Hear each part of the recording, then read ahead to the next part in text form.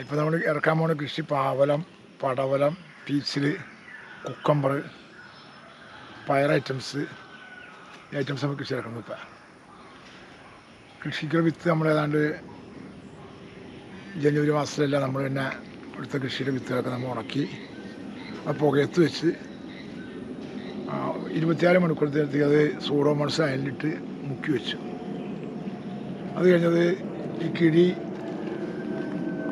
ആയിട്ട് കെട്ടി ഒരു 24 മണിക്കൂർ ഞാൻ കിഴി കെട്ടി വെച്ചിട്ട് ഇപ്പോൾ കുറുമുളക് കൊണ്ടുണ്ടാവില്ല, കുറേ പൊട്ടിയുണ്ടാവും. ഈ വിത്തിനെ ഇപ്പം നമ്മൾ കൃഷി ഇറക്കും. ഇപ്പം ഇടാൻ പോവുകയാണ് നമ്മൾ.